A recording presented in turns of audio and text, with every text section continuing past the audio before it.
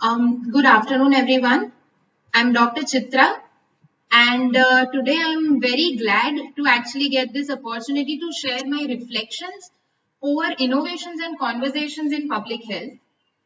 Um, Moving on, this presentation is my reflection on my 4 days that I spent in Varda. That is from the 4th of March to the 7th of March. And the thing is that I reached Varda one day earlier than the entire IAPSM team because I joined in a little late with the team. So I had this opportunity along with Dr. Swati from Jamnagar to actually spend one whole day exploring Varda and a couple of institutes which are of primary importance to us in public health. The first one was, of course, the Mahatma Gandhi Institute of Medical Sciences, Varda, which we all know is a premier institute, one of the premier institutes of our country, and especially so for our field, that is community medicine, because the Department of Community Medicine in that college itself is actually the Sushila Nair School of Public Health, a separate entity, a separate institute in itself, which has a separate infrastructure as well as manpower allotted to it. So what was striking to me here was that they have these four pillars on which they work, the Sushila Nair School of Public Health. So first is their teaching and training is aimed at creating a rural bias amongst medical students, and it's the first college in our country to do so. This is actually a positive thing. Creating a rural bias means that students who graduate from this medical institute are driven to work not only in urban and very fancy areas, but actually they are driven to work in rural areas, and not just rural, but even the slums or the underserved areas, even in the urban area, even in the urban region. And how they create this rural bias is that their entire curriculum in community medicine is oriented towards more and more community exposure. They have several residential programs spanning over 15 days in each year, in most of the years, wherein they go and stay in a village and they are allotted families with which they have to interact and conduct many participatory health action and initiatives, wherein they identify the problem in the community, and with the community they solve these problems. So coming to the next point, which is related to the first one, that the activities that the students do in the community are actually activities where they themselves act as catalysts for community dialogue. So we don't swoop down and say that we'll be the one solving your problem, but we combine our ideas with those of the community and create community-based health action and initiatives. All of this is done in a very scientifically rigorous manner, which in turn leads to very strong research being published out of this institute, and they are actually being supported by USAID, WHO, that is World Health Organization, as well as the Indian Council for Medical Research. The best part about it is that despite being in a very small rural region, they are technologically very advanced, as you can see in these regions. These two photographs right here and here are actually of their RSTC, wherein it is fully enabled with high-speed internet, and it has several such LED screens. And the interesting is that the students there present their presentations from the field, from the RSTC. They can make presentations and faculty evaluate them by sitting in their department. This is the public health school. It has a separate building. And one specific thing here was that their HOD, Dr. Garg sir, along with their professor, Dr. Shubodh Gupta, actually addressed all of us together when we met them as part of the IAPSM team. Moving forward, I'll come to the Datta Megi Institute of Medical Sciences, Varda. And as you can see, this is also an institute driven by Gandhian philosophy. Here, what struck me the most was that they are constantly working towards filling up the vacuum that there is in public health as far as interdisciplinary collaborative research and work is concerned. What this means is that again they have a separate entity that they call the research house, and they have a social innovation lab, that is innovation for social good. And here they collaborate, the doctors collaborate with engineers, product designers, and not only individuals but entire institutes. They collaborate with the Indian Institute of Science in Bangalore as well as several IITs to come up with devices which are genuinely extremely cheap, small, portable, and perfect for use in the community. A few of these examples are here. Here we have a 3D printer So here they print out these small 3D objects that you can see here, not only for public health but for even for core clinical subjects. And using these, they can actually simulate surgeries. They have these similar substances which are known as osteoinductive substances, which actually fill in the gap in the bones in a fracture, and then they dissolve, hence facilitating healing of a fracture.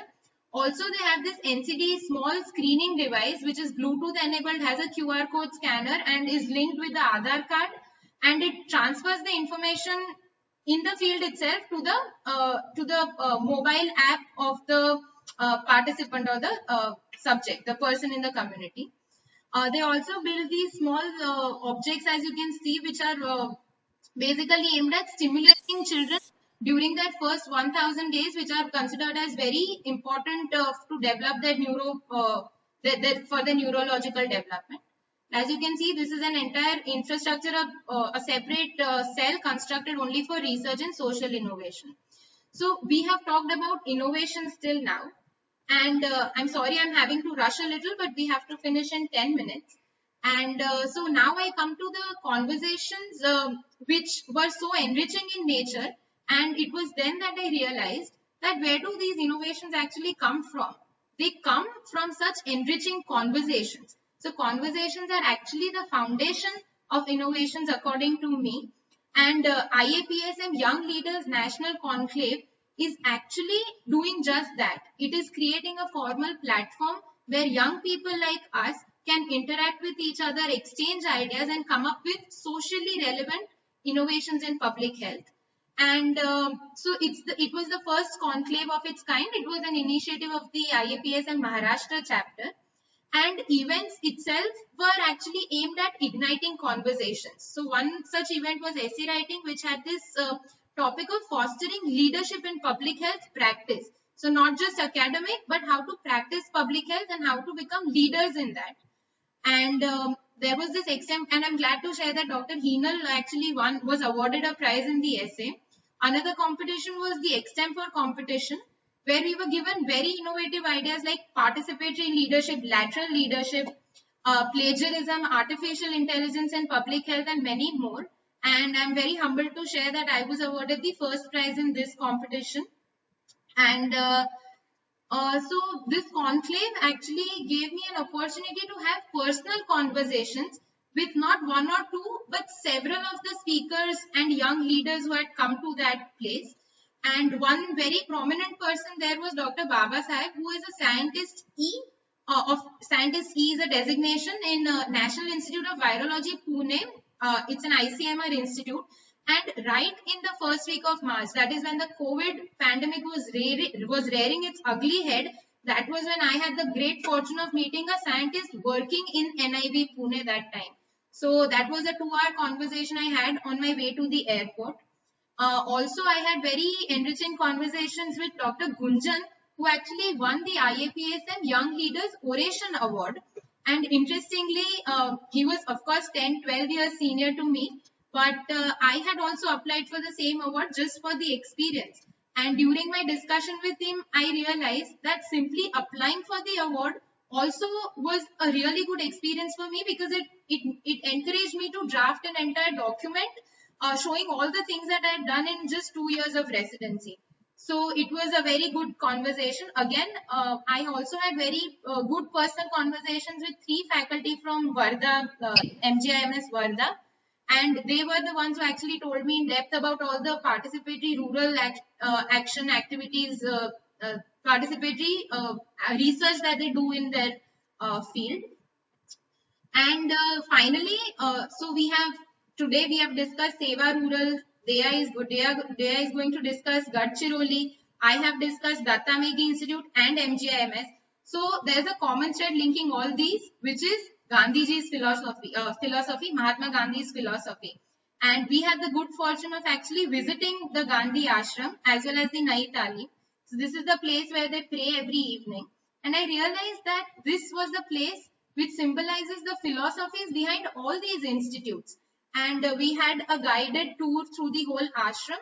And we could also visit, Swati and I actually on our first day visited the Nai Talim school, which we all know is the philosophy behind Anand Niketan, which was Rabindranath Tagore's initiative, and of course with Gandhian philosophy of education, which actually believes in empowering and self-reliance.